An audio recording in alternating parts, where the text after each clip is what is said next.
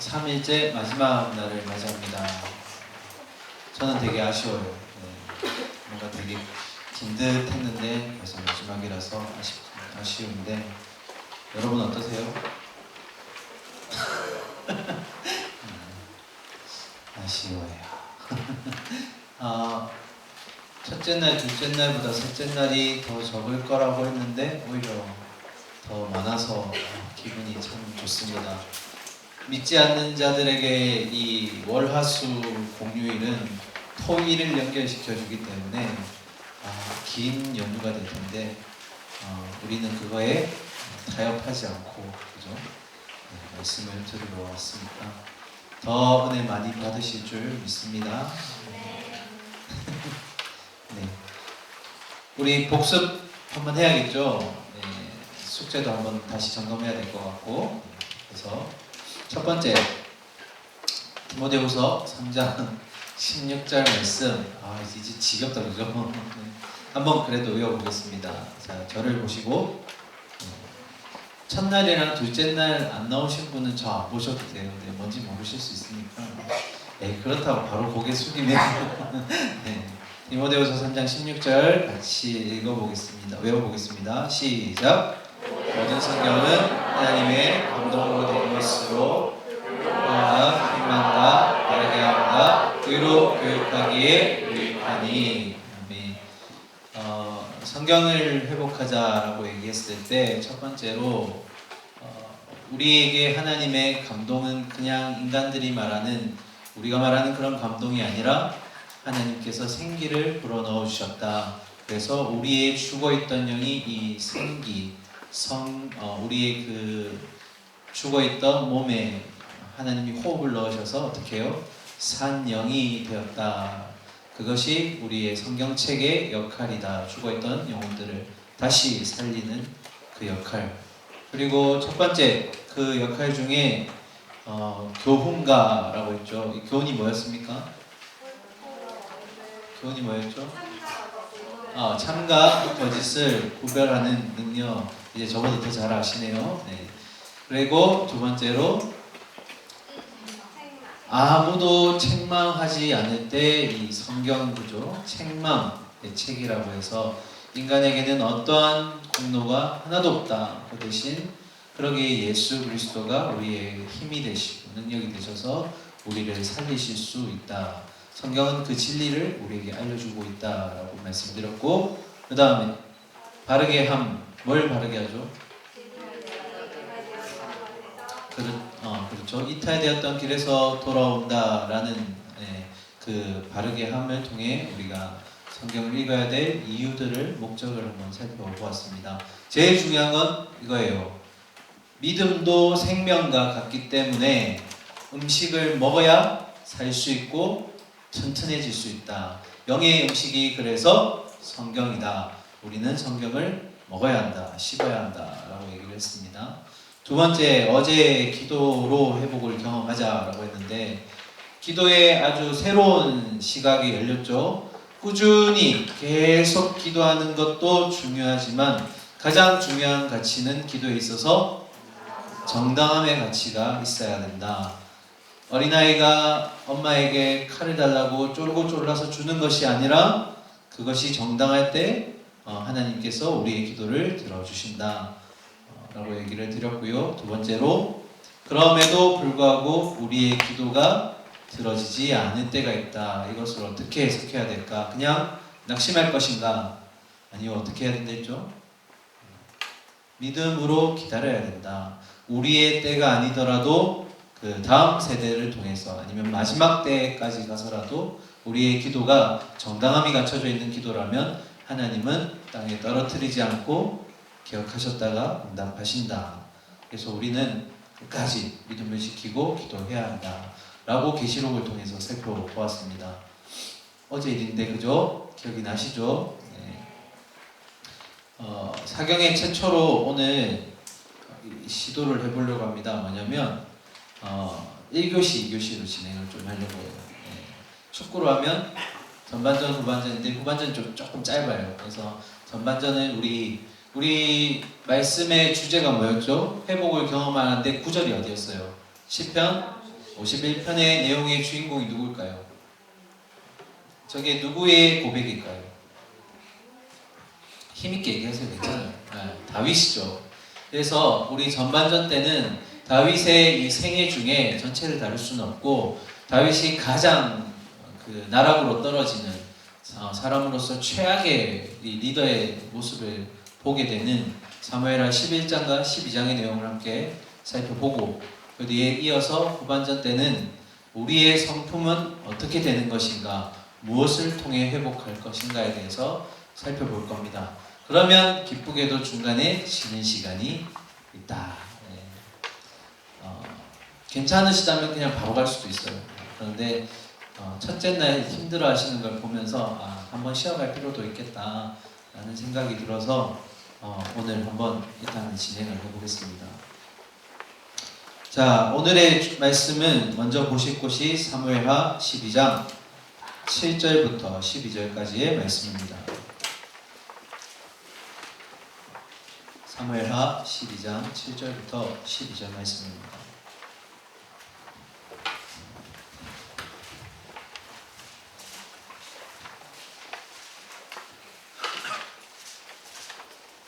구약 479쪽에 있습니다. 사무엘하 12장 7절부터 12절.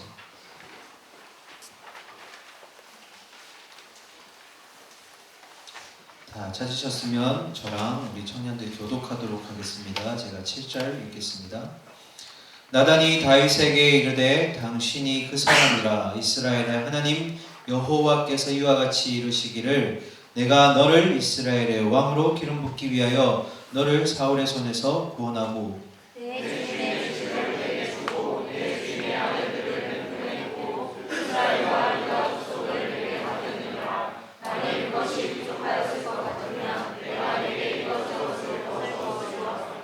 그런데 어찌하여 내가 여호와의 말씀을 업신여기고 나보기에 악을 행하였느냐. 내가 칼로 햇사람 우리아를 치되 암몬 자손의 칼로 죽이고 그의 아내를 빼앗아 내 아내로 삼았도다.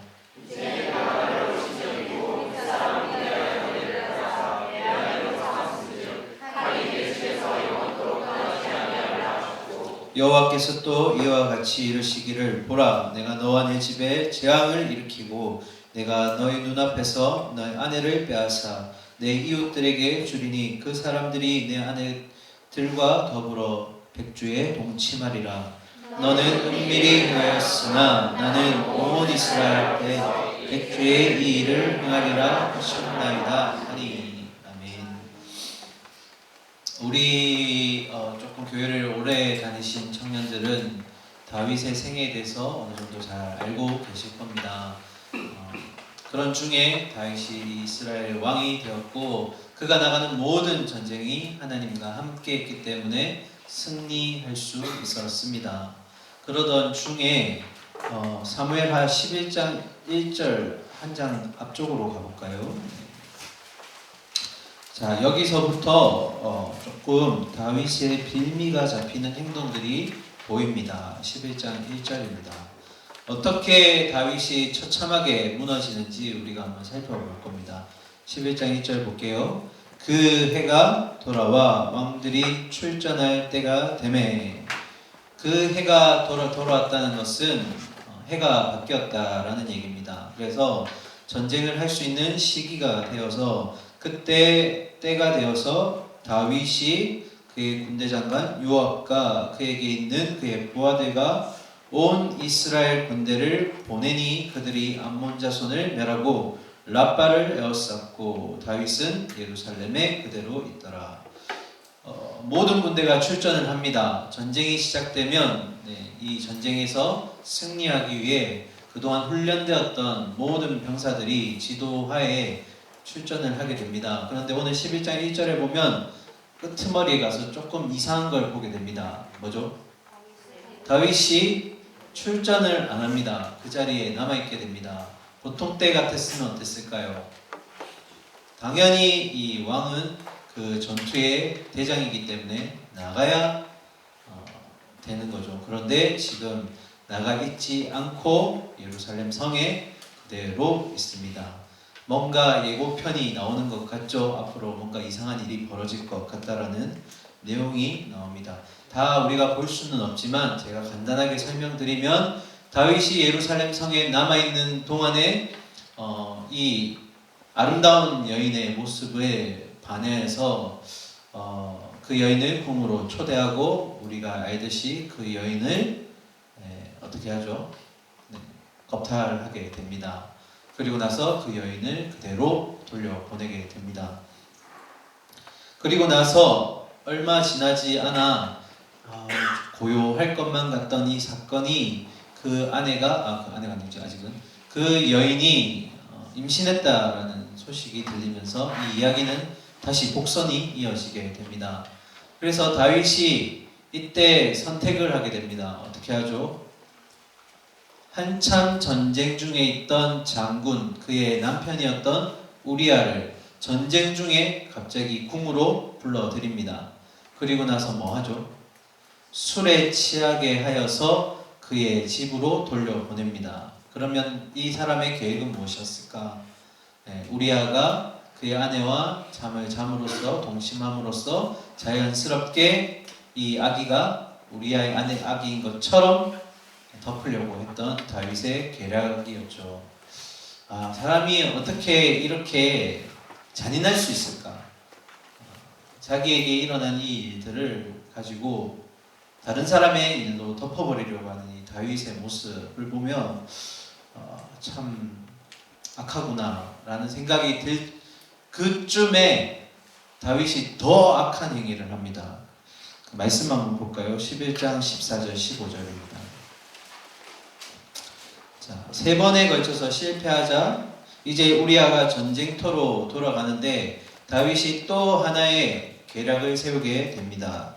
함께 읽어볼까요? 시작. 아침이 되매 다윗이 편지를 써서 우리아의 손에 들려 요압에게 보내니 그 편지에 써서 이르기를 너희가 우리아를 맹렬한 싸움에 앞세워 두고 너희는 뒤로 물러가서 그로 맞아 죽게 하라 하였더라. 아멘. 자, 이 남편이 이 신하가 자신의 마음대로 되지 않으니까 그를 전장터에서 스스로 죽게 만들려고 합니다. 경악하는 이유는 이것 때문입니다. 뭐냐면 그 우리아를 제일 앞에 내세워서 죽게 만들라는 그 다윗의 편지를 지금 누가 들고 가는 겁니까? 죽어야 될 우리아의 손에 맡긴다는 겁니다. 이걸 보면서 저는 정말 다윗이 지금 끝까지 가는구나 라는 생각이 들었어요. 이 사람이 이스라엘 사람이 아닙니다. 뭐라고 소개되어 있죠? 헷 족속이라고 되어 있어요. 이방인입니다.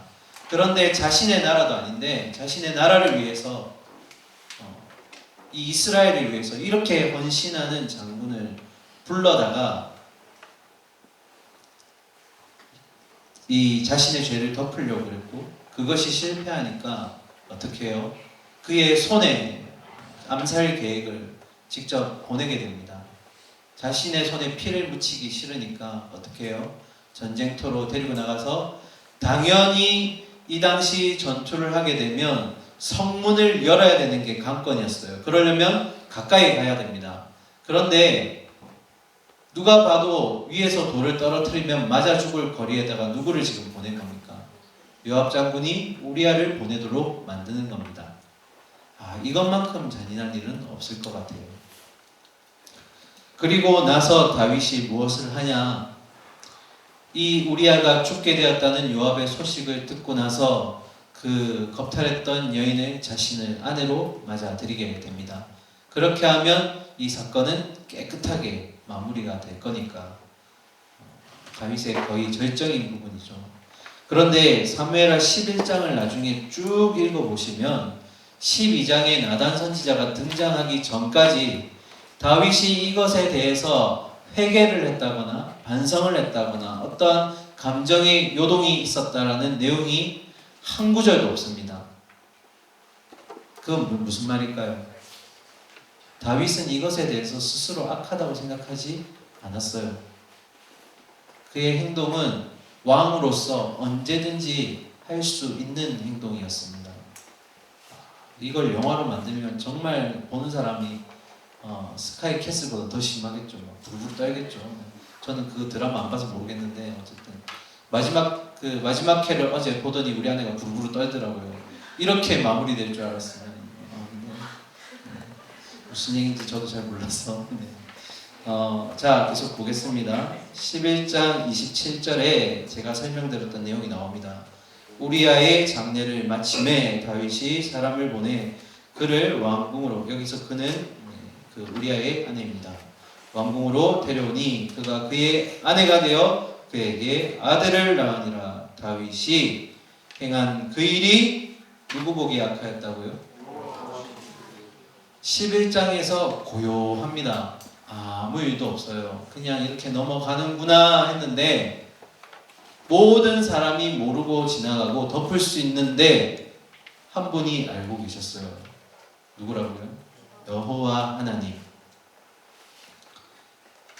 이 고요함이 이제 얼마 가지 못할 거라는 이 예고편이 여기서 들려지게 됩니다. 자, 그러면 본론 이제 가볼까요? 12장 1절입니다. 함께 읽어볼게요. 시작.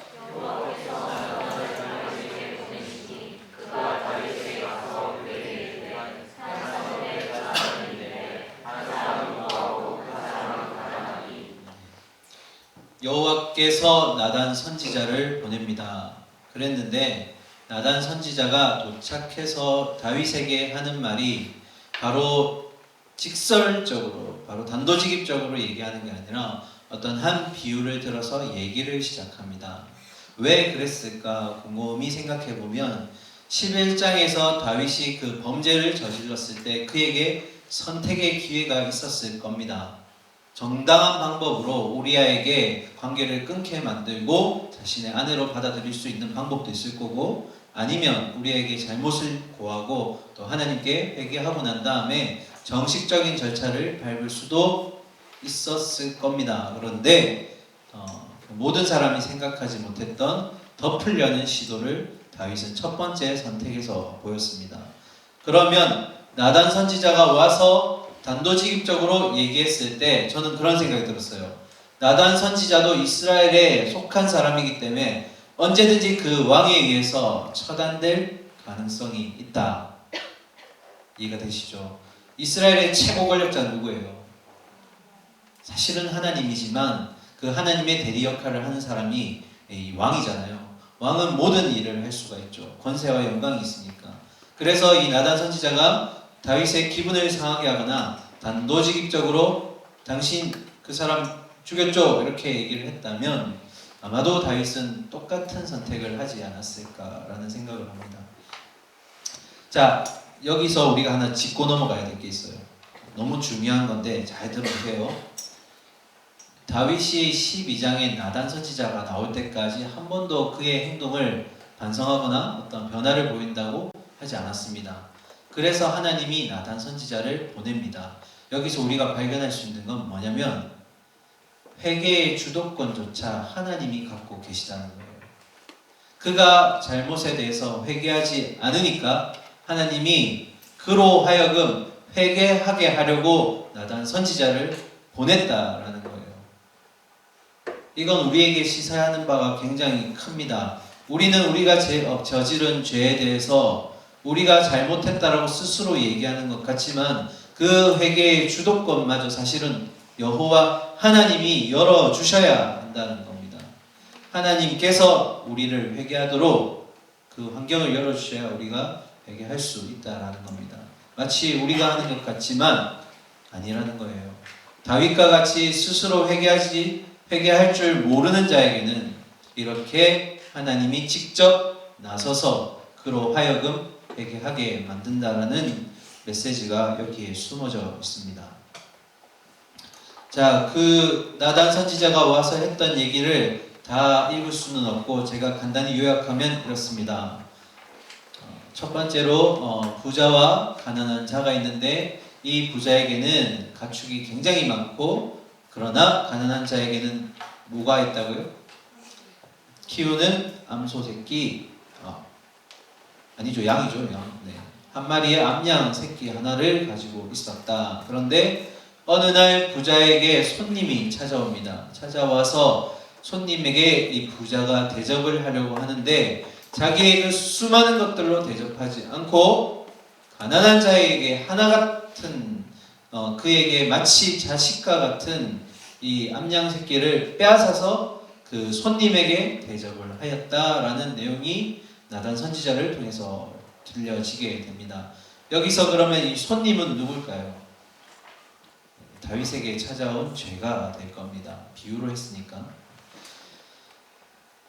그런데 여기서 우리가 주목해야 될 건 뭐냐면 이 나단 선지자의 이야기에 다윗이 반응을 하게 되는데 진심으로 반응하게 돼요. 뭐라고요? 진심으로.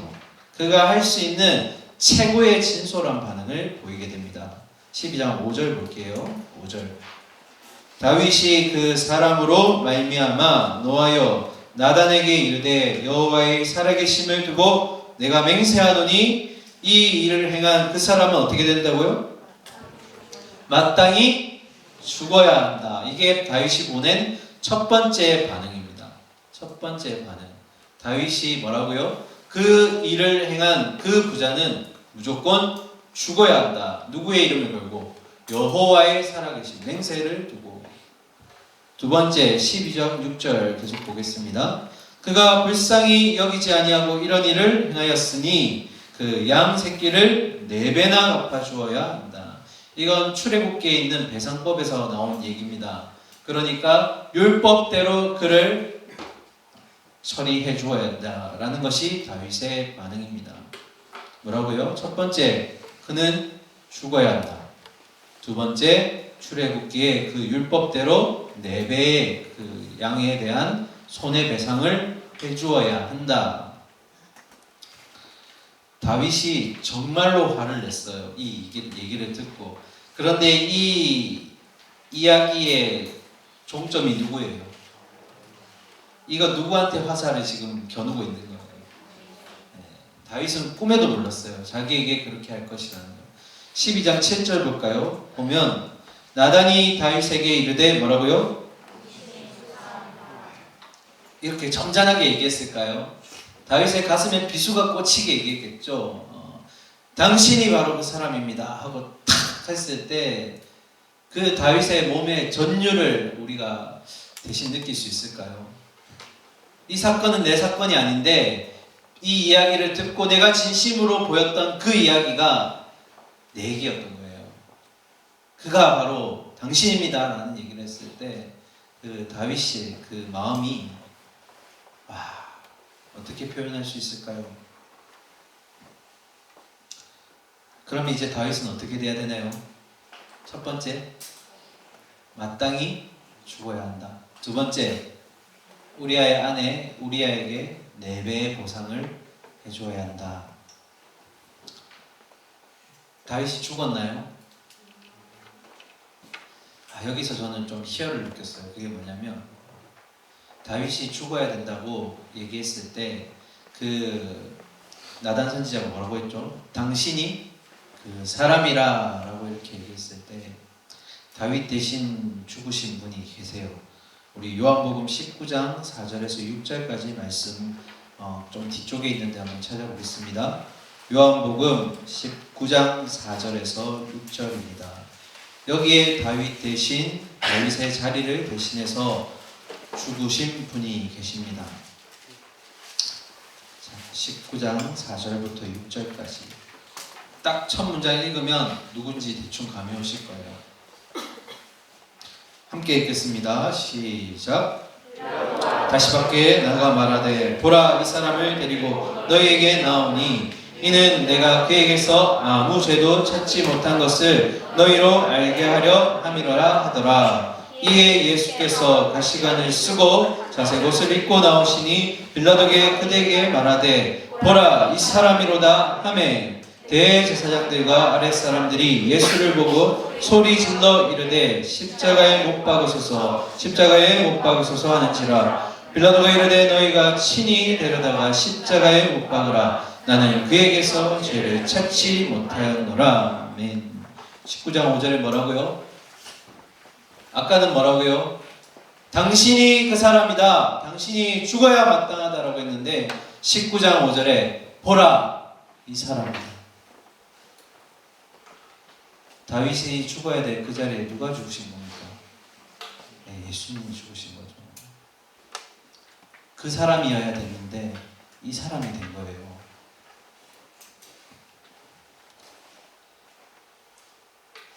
예수 그리스도께서 다윗을 대신하신 거죠. 여기서 십자가의 의미를 우리는 다시 한번 새겨보아야 합니다. 십자가가 뭡니까? 십자가는 내가 죽어야 될 그 자리고요. 십자가는 내가 짊어져야 할 자리예요. 그런데 그 자리를 누가 대신하셨다고요? 예수님이 대신하셨다고요.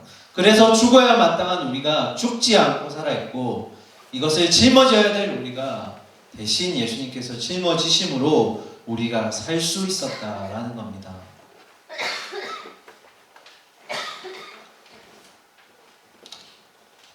예수님이 우리를 사랑하시기 때문에, 이 긍휼하심이 있기 때문에 이것이 가능했다라는 겁니다.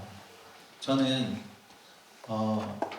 이러한 십자가의 믿음이 우리 가운데서 바로 나의 문제이고 내 믿음이 되었으면 좋겠습니다. 이 구원의 문제, 이 십자가의 문제에 대해서 내 문제라고 생각하지 않으신다면 여러분은 그냥 종교생활하는 종교인이에요. 하지만 이것이 나의 구원의 문제고 내가 살아남는 이유이고 내가 또 해결되어야 할 문제라고 받아들인다면 여러분은 신앙인이 되는 거예요. 그냥 취미로 하는 종교생활이 아니라 이 십자가가 내가 짊어가야 될 십자가였고 내가 죽어서 매달려야 할 이 십자가가 예수님이 그걸 대신해 줬다는 것을 믿음으로써 구원의 문제가 확증이 되는 게 우리 이 신앙인에게 가장 주어진 중요한 문제이고 가장 근본적인 문제라는 것을 우리가 받아야 된다는 것입니다. 자, 계속해서 다윗의 얘기를 보겠습니다. 앞으로 돌아갈게요. 정리해보면 이렇습니다. 자신의 죄가 드러날 거라고는 한 번도 생각하지 못했던 이 다윗의 죄가 지금 나단 선지자 앞에서 낱낱이 드러나게 됩니다. 숨을 곳이 없을까 막 찾을 정도로 부끄러울 정도로 이 얘기가 낱낱이 드러나게 됩니다. 자, 그러면 앞을 한번 보실까요? 저를 보시고 3일 동안 보니까 지겹죠? 그래도 봐주세요. 첫 번째, 다윗은 우리아의 아내를 범하였을 때 선택권이 있었습니다. 그런데 그 선택 중에 가장 최악의 선택을 하게 됩니다. 자, 다시 나단 선지자 앞에서 그의 죄가 드러났을 때 그에게 두 번째 기회가 찾아옵니다. 이 선택의 기회에서 다윗은 나단 선지자를 그 자리에서 즉각 처형할 수도 있습니다. 왜요? 그는 이스라엘의 가장 권력 있는 왕이기 때문에. 그의 신하들이 그걸 가지고 트집 잡을 수 없어요. 권력자에게 그렇게 할 수가 없죠. 그러면 다윗은 여기서 어떤 선택을 했을까? 이것이 우리의 오늘 초점이라는 겁니다. 자, 그러면 12장 9절 한번 볼까요? 나단이 이제 속속들이 얘기합니다. 그러한데 어찌하여 내가 여호와의 말씀을 업신여기고 나 보기에 악을 행하였느냐. 나단 선지자가 하나님의 말씀을 대언해서 합니다. 자, 9절에 나단이 말한 이 다윗의 죄의 본질, 내가 여호와의 말씀을 뭐 했다고요? 업신여겼다 라고 얘기했던데 10절 보실까요?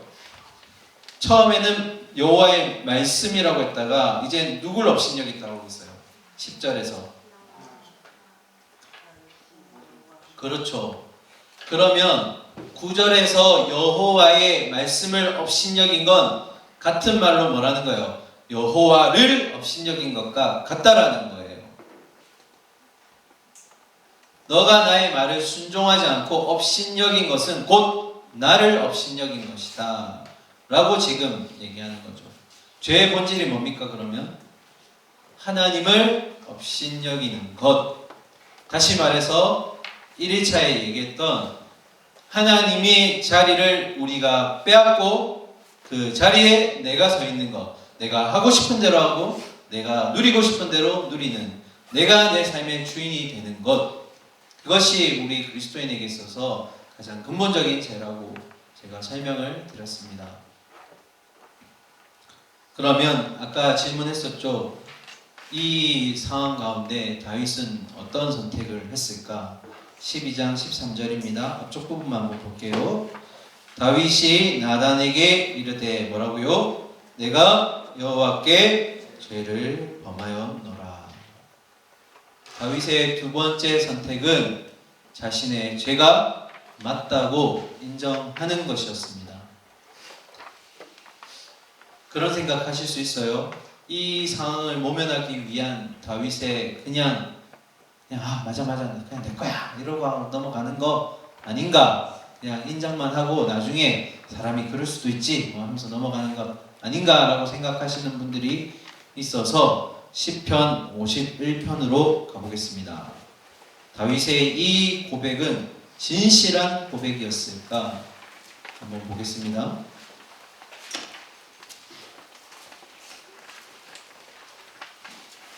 시편에 보시면 그 시편 숫자 옆에 소제목이 들어가 있어요.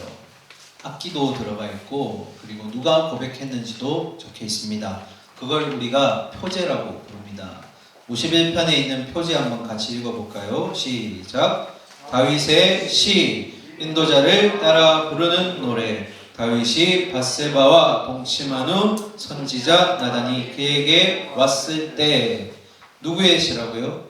다윗의 시. 누구의 고백입니까? 그러면 다윗의 고백입니다. 어느 때라고요? 다윗이 밧세바와 동침한 이 사건이 선지자 나단에게 들켰을 때, 그때 다윗이 어떤 고백을 했을까?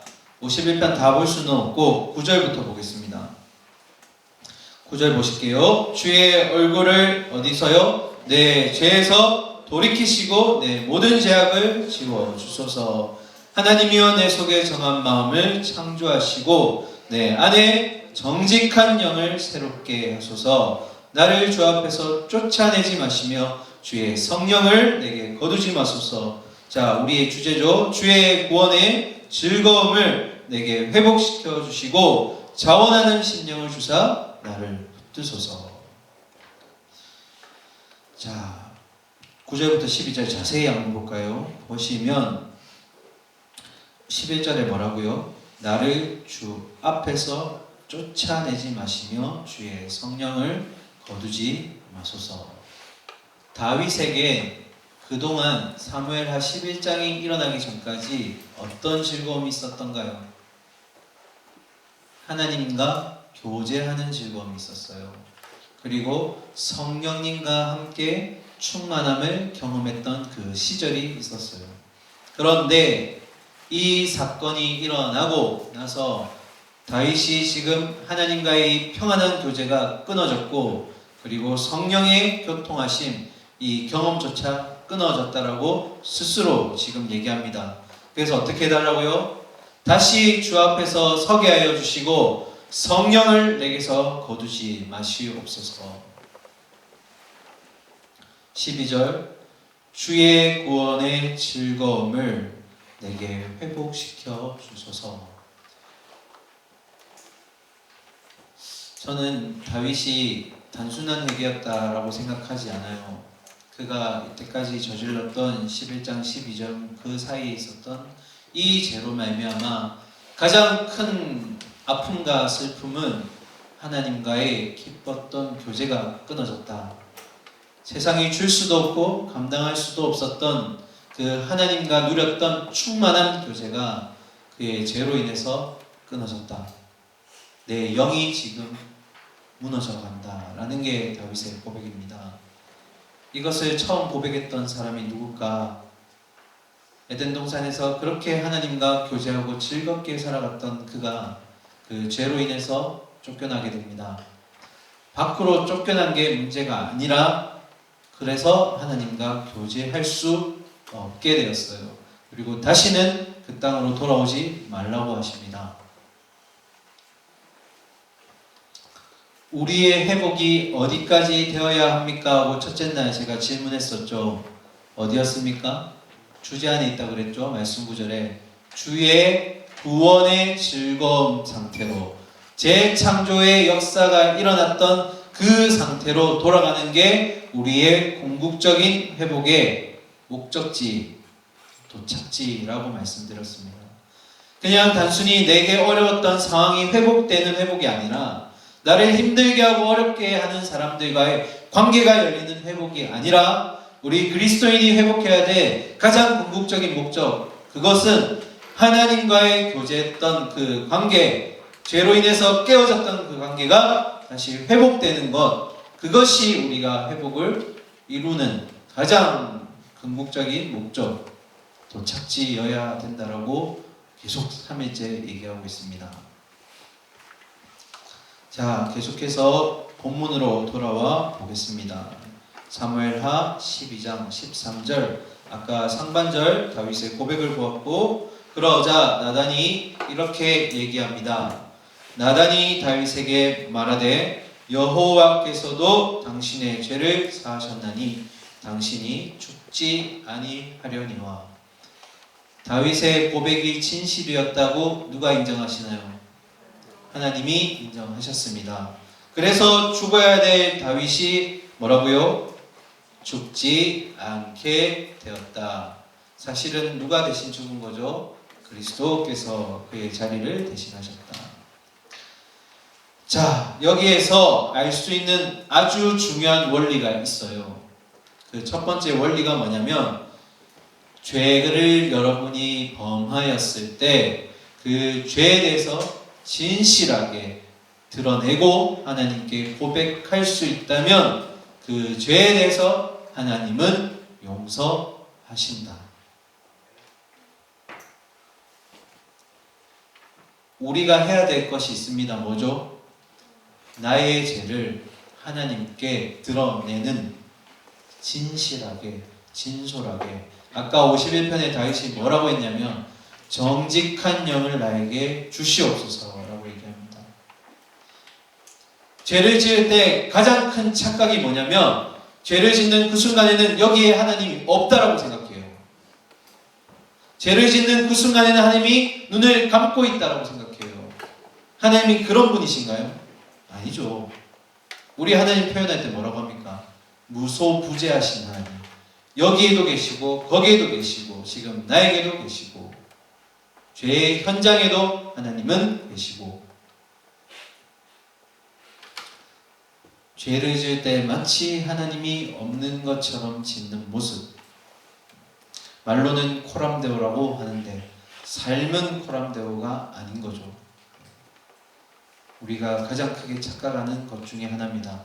죄를 지을 때는 하나님이 마치 없는 것처럼 짓는 우리의 모습.